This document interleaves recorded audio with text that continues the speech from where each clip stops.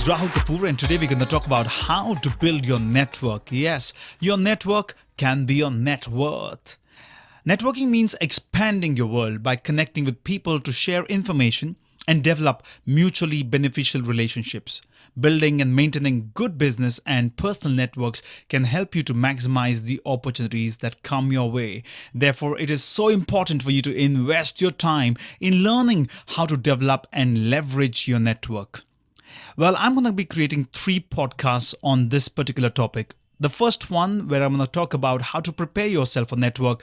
The second, how to develop and maintain a contact. And third, how do you really leverage on people who can actually pass on leads to you. So let's get started with the very first series of this topic, building your network. Well, the question is, where can you build your network?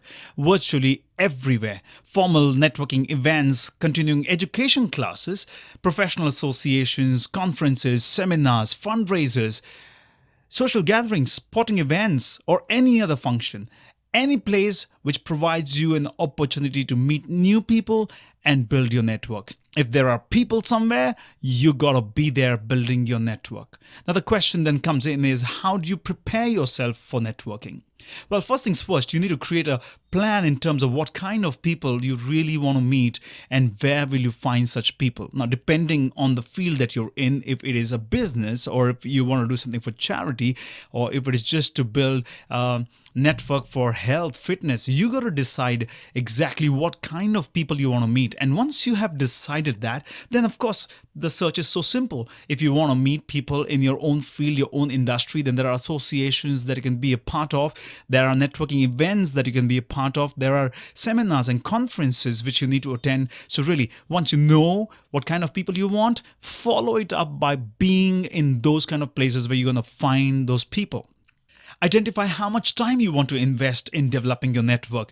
This may sound a little crazy. I mean, identify how much time, but yeah, really, because you're just getting started into it, you need to ask yourself how much time, or maybe half an hour, maybe an hour, maybe 2 hours. And depending on how much time, you can then space your activities out. For example, if somebody says that I want to do about 3 hours in a week, then what you would like to do is perhaps attend a networking event, which happens, let's say, every week. And if you're going to be doing that, what happens is you're going to have 1.5 or 2 hours of networking event. And of course, you're going to have time before and after that for you to meet people personally and talk to them.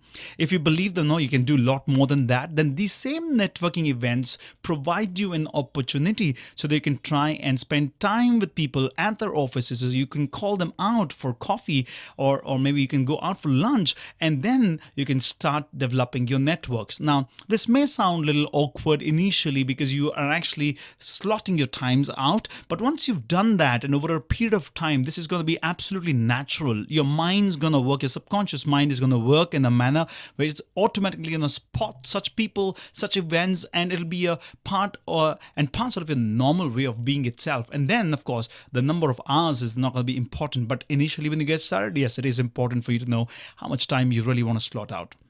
Then let's move on.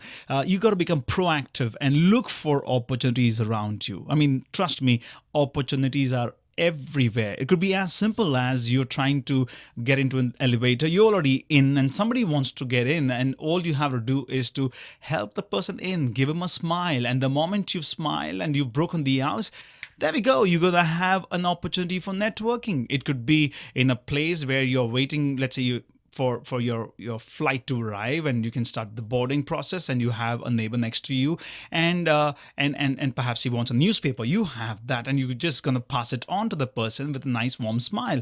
It becomes another opportunity for you to network. It could be attending marriages or engagement parties or office offsites. It could be just about any place. As far as you're going to be looking at an opportunity, trust me, you're going to find many of them coming your way. Then the next one is you need to avoid the temptation to hang out with people you already know. Now, a lot of us tend to do this. We want to go to a networking event, but we want to take a friend along. Or we want to be in places where we already know the people. Now, that is absolutely no networking. Trust me, it is no networking. If you really want to network, you will have to find yourself in places where there are people who you do not know. There are people with different interests, people who have different specializations, people who have different kind of circle of friends. Now, when you get into places like that and meet those people, you're going to be expanding your network really exponentially. And finally, of course, you need to attend programs where you can meet new people. I keep saying that, any kind of program today, you can walk into literally any kind of space, whether it could be a drama theater, it could be a musical concert, could be a classical event going on let's say dance. It could be something to do with personal development programs. You just need to be in places where you haven't been before. You need to try and be in company of people whom you haven't met before. And the moment you start doing that and start exchanging a smile and building conversations, what you are doing is you begin to start your network. So it's as simple as that. You just need to take the first step, and trust me, everything's going to flow thereafter very smoothly for you. So this is the end of our first series of this podcast on how to build your network. I hope you're going to get some insights for yourself. You're going to build up from there. Happy networking.